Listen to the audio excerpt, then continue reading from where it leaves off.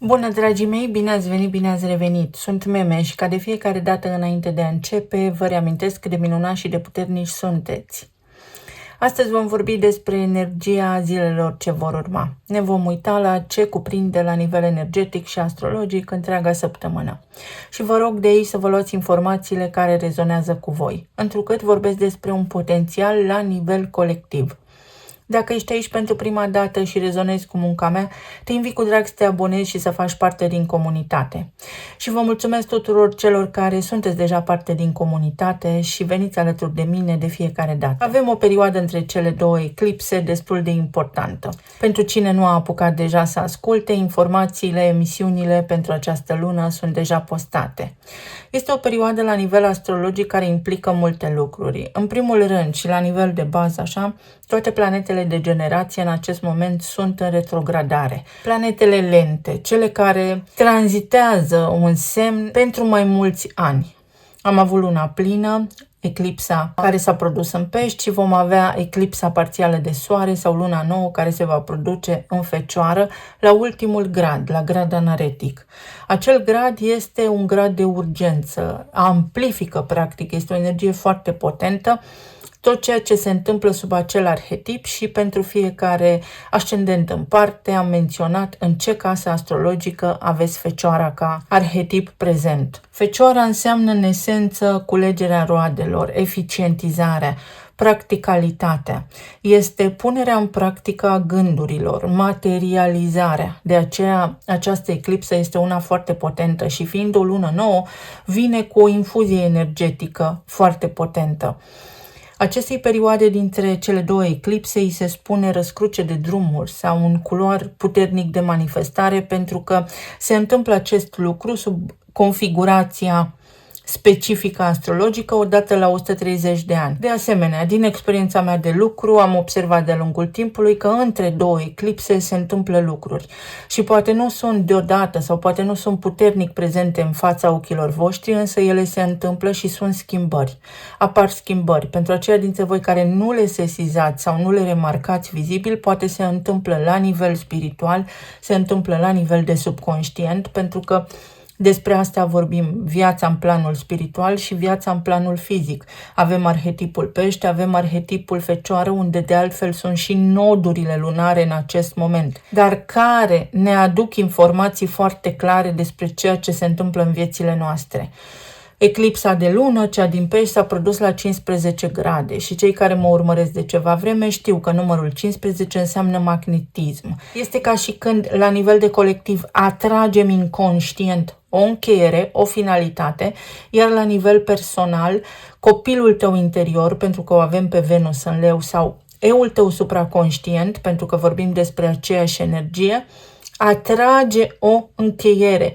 Este nevoie de o concluzie, este nevoie de o conștientizare puternică și poate fi pentru lucruri mărunte sau poate fi pentru ceva foarte complex și foarte profund din viața ta. Pe parcursul acestei săptămâni, Soarele se va întâlni cu Mercur. Este o etapă foarte bună în viața noastră sau o perioadă foarte bună în viața noastră în care să ne facem planurile, să planificăm, mai ales pentru că vor avea implicat și nodul sud acolo. Ce nu a funcționat, unde nu ești organizat, unde nu ești practic, unde nu te ocupi de sănătatea ta, unde nu ești conștient că nu doar exteriorul tău îți arată ceea ce vrei să știi. Răspunsurile sunt în tine. Caută în subconștientul tău, vezi de ce repeți anumite tipare. Fecioara ca arhetip vorbește despre tipare și rutină, practic despre forma noastră de homo-robo, cum funcționăm noi așa inconștienți pe pilot automat. Astfel că putem deveni conștienți de foarte multe lucruri prin acest aspect, prin întâlnirea lui Mercur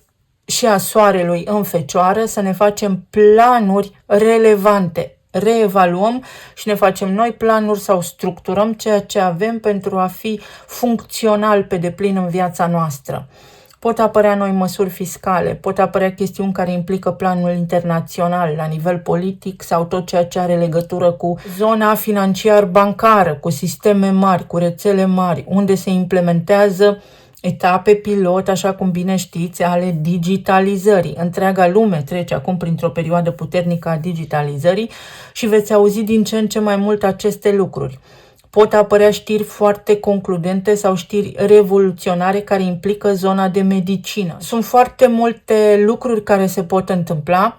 Pentru voi, simplu, ca să rămâneți cu o informație foarte clară, este următorul lucru. Fiți atenți ce faceți în următoarea perioadă și cu cât sunteți mai conștienți de lucrurile pe care le îndreptați, le îmbunătățiți în viața voastră, cu atât mai repede scăpați de energia lui Saturn, va fi implicat în eclipsa parțială de soare. Deci cu cât ești mai conștient și mai realist, mai practic, cu cât abordezi viața mai simplu, cu cât te ocupi mai mult de tot ceea ce ai de făcut, fără să amâni, fără să bagi sub preș, cu atât mai bine îți va fi. Tot în această perioadă, soarele se întâlnește cu Jupiter, este o energie care amplifică, flambează, poate pentru unii nostalgia, poate pentru unii încrederea în voi înșivă, o nouă ideologie de viață sau un act de rebeliune. Poate fi de natură interioară sau poate fi de natură exterioară.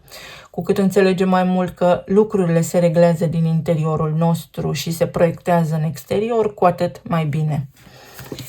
Sunt foarte multe de vorbit, însă nu vreau să vă bag în misticism, în portaluri, în lună, sângerie și așa mai departe, pentru că sunt și foarte multe informații nejustificate în mediul online. Știți că nu cred în portaluri, așa cum ne este transmis pe internet. Portalurile sunt cu totul și cu totul altceva, nu cred în portal, noua și așa mai departe, nu cred în asta. Să vedem. O călătorie, un început, 3 și 4. 34 este un număr pe care îl regăsim în spirala lui Fibonacci, în șirul lui Fibonacci și este un număr foarte important. Dar ai tot ceea ce îți trebuie, ai toate răspunsurile în interiorul tău și uite, avem puternic simbol de arhetip pește aici, chiar dacă este o balenă și balena este mamifer, și o lună nouă. În această perioadă sunt și stele căzătoare, foarte mulți probabil ați auzit despre obiectul care se îndreaptă spre Pământ, Atlas 31, să aveți grijă la informațiile care vin din această direcție sau în legătură cu acest eveniment, pentru că foarte multe vor fi bazaconii. Cine știe ce mai este plantat în conștiința oamenilor. Numărul 34, poate unora dintre voi vă transmite o informație, 3, 4, luna martie, luna aprilie sau 7, luna iulie. Rechinul, să te îndepărtezi de o situație care nu-ți convine, de ceva ce a stagnat în viața ta.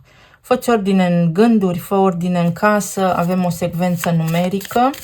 Poate fi vorba despre situații în săptămâna prezentă în care reușești să scapi de un nivel de stres ridicat, de stresul oxidativ, poate te ocupi de sănătatea ta, poate te vitaminizezi.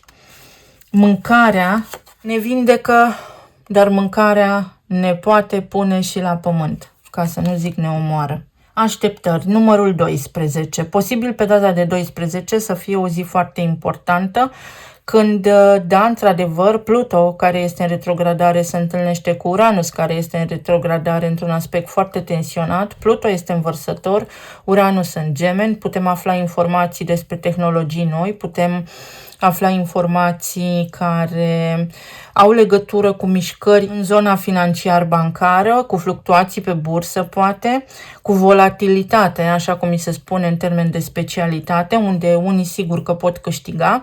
Mai poate fi vorba și despre rebeliune, despre mișcări de stradă, despre oameni nemulțumiți, care dacă înțeleg că totul stă în puterea gândului, ar face lucrurile diferit. O perspectivă spirituală nouă este ca și când ai fi aici într-un doi de bâte, uitându-te către un as de bâte. O etapă în care poți planifica un început, o etapă în care poți începe ceva, pentru că ceva din tine îți spune că este direcția bună. Din nou avem simbolul de lună nouă, ai timp să te pregătești. Este și energia arcanei 3 de bâte aici, aștepți soarele să răsară, este un răsărit, ceva răsare, dar trebuie să prinzi curaj și să faci cum îți spune ție intuiția, pentru că s-ar putea ca cei din jurul tău, de teamă, de frică sau din ignoranță sau limitare, să nu te poată ajuta. Tu ai harta, tu ai răspunsurile.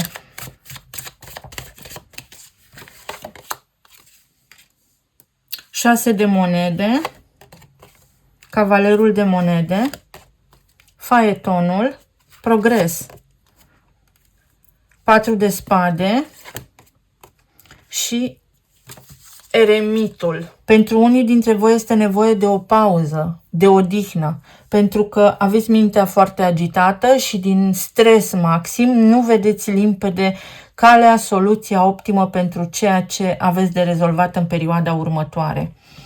În zona relațiilor este o perioadă în care, pe de o parte, oamenii se înțeleg, lucrurile merg în această săptămână, în această perioadă, în funcție de perioada în care asculți tu înregistrarea.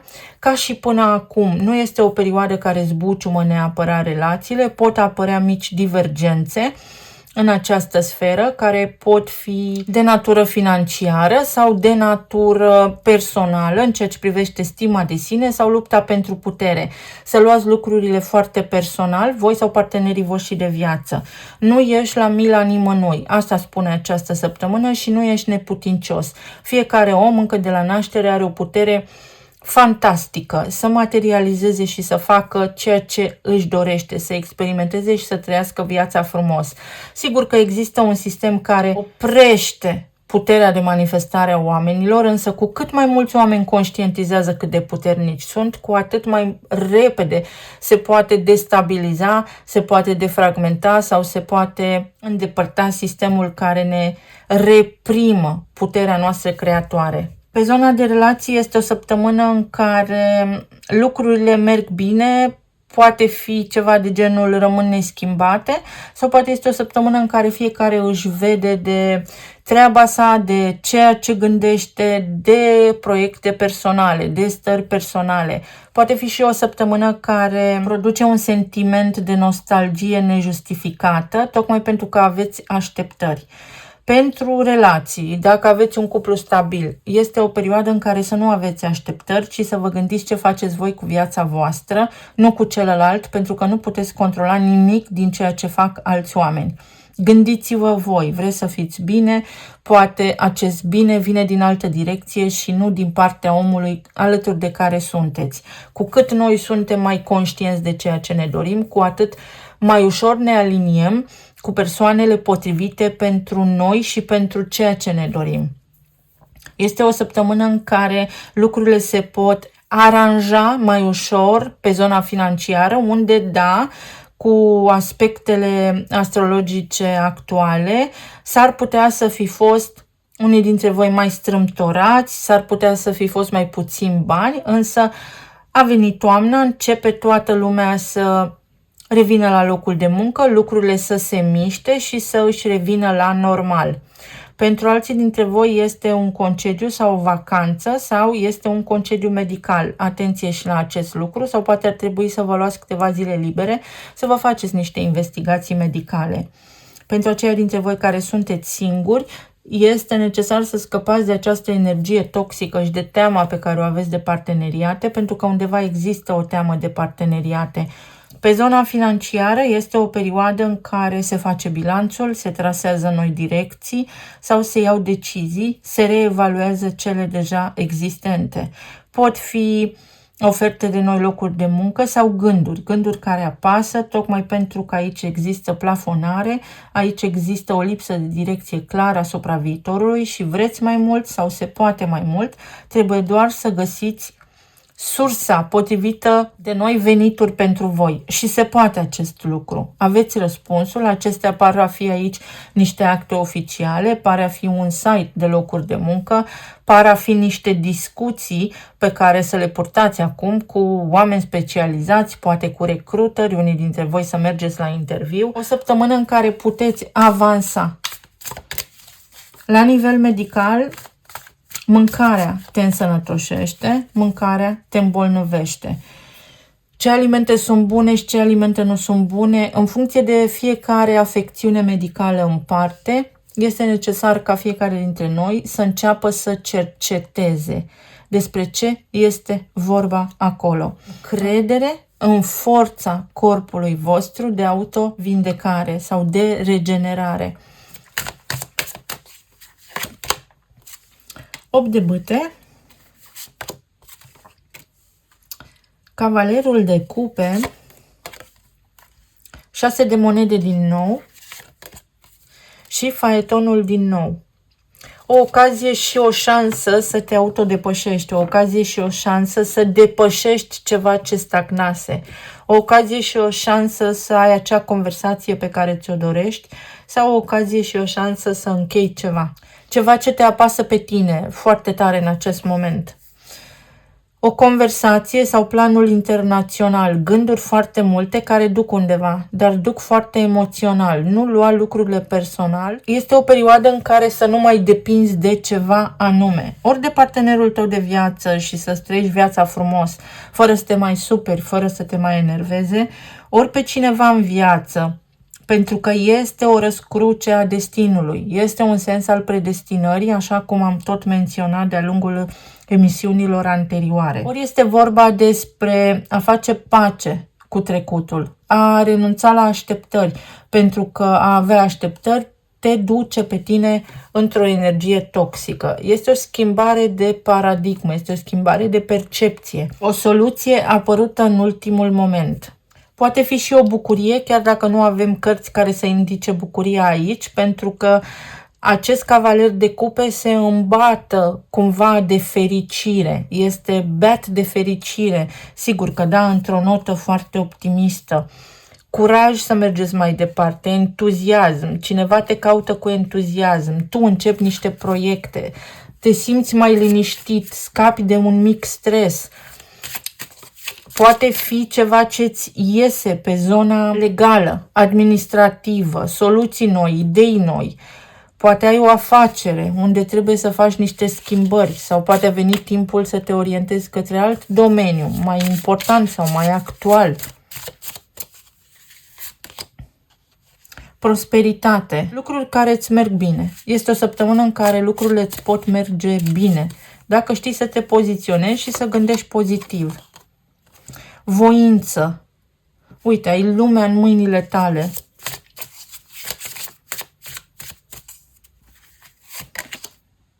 Și limite. Simt aici o energie a unor oameni care mereu pleacă capul și care mereu cred că nu au o alegere la îndemână. Acest 6 de monede, unde crezi că depinzi de instituțiile statului, unde crezi că depinzi de locul de muncă, unde crezi că depinzi de partenerul tău.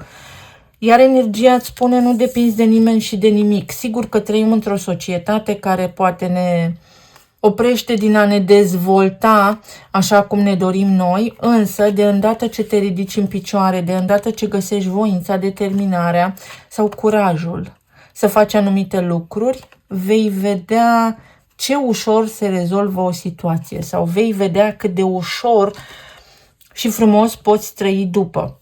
Poate fi și o perioadă în care să nu te cerți cu cineva drag, să eviți un conflict, să lași oamenii să vorbească, pentru că până la urmă respectiva situație se calmează și se calmează mai ușor decât crezi tu, lucrurile se aranjează mai frumos decât crezi tu. Poate fi și un eveniment neașteptat care are legătură cu relația ta, cu parteneriatele la nivel general, dar și cu relația amoroasă, unde dintr-o dată să se aprindă o scânteie, dintr-o dată cineva să te contacteze pentru a vedea ce mai faci, oricât de banal ar părea așa toată această poveste, ea va avea un sens, pentru că vorbim despre această răscruce a destinului. Poate fi și o perioadă în care să începi ceva nou, noi studii. Sunt foarte multe lucruri de care, dacă țineți cont, viața se poate schimba și vi se poate transforma în bine. Ieși din izolare. Ieși dintr-o perioadă în care ai fost izolat, n-ai vorbit cu nimeni. Se încheie ceva și se încheie frumos.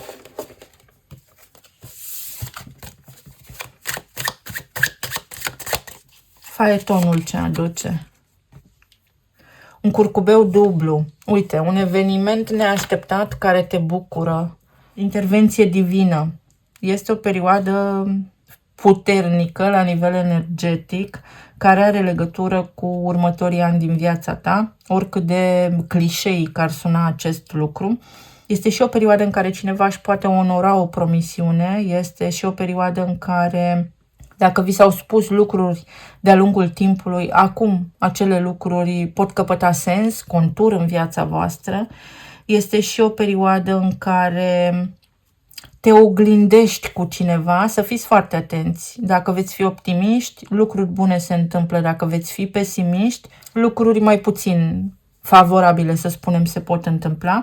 Dar este și un timp perfect aliniat pentru a-ți găsi sensul pentru a ajunge în următorul loc important din viața voastră sau alături de acei oameni care vor avea un nou sens în viața voastră, de alți oameni, de alte locuri, alte experiențe prin care tu poți crește, prin care te poți stabiliza la nivel financiar, prin care poți deveni mai independent, prin care îți poți îmbunătăți sănătatea. Hai să vedem ce ne spun și talismanele.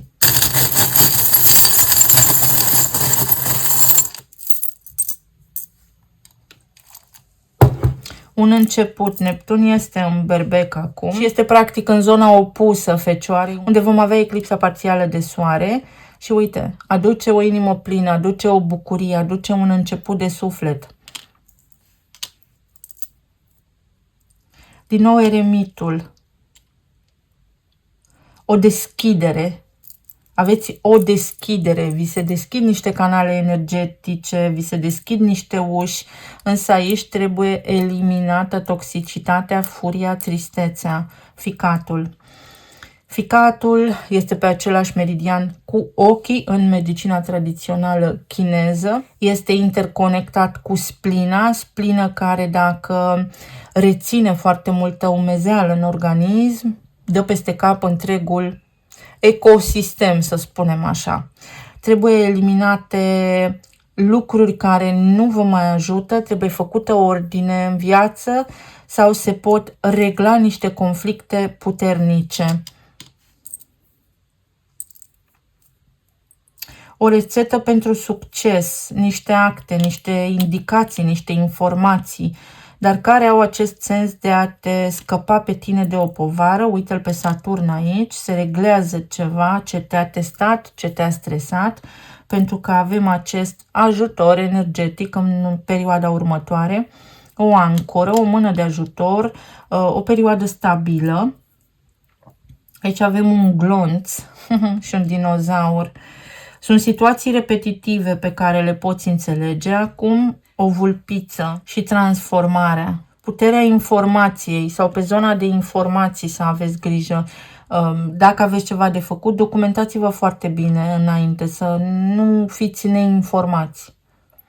O actualizare. De câte ori se întâmplă chestii prin lume, mai apare câte o versiune nouă a softului pe telefon, pe calculator, pe laptop.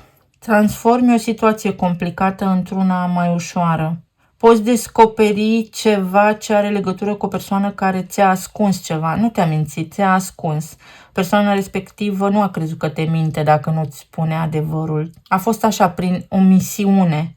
Acolo se poate face lumină, se luminează ceva, ies niște aspecte importante.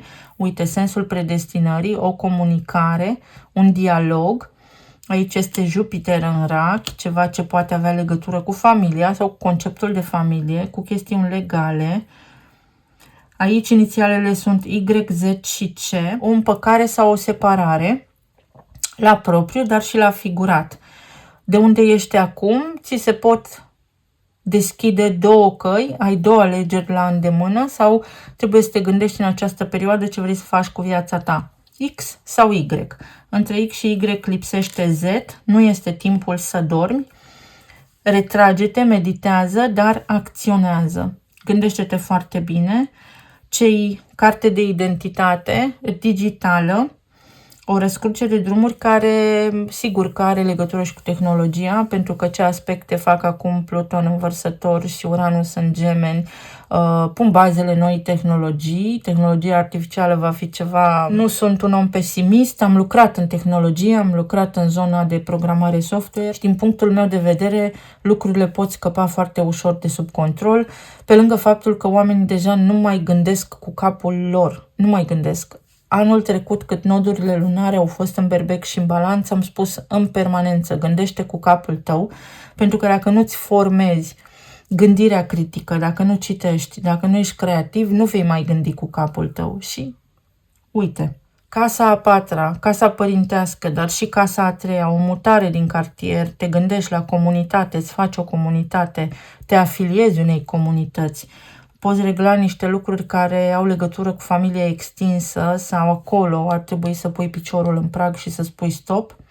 Facem, te ajut, dar în termenii mei, nu poți abuza de timpul meu liber, nu poți abuza de bunătatea mea.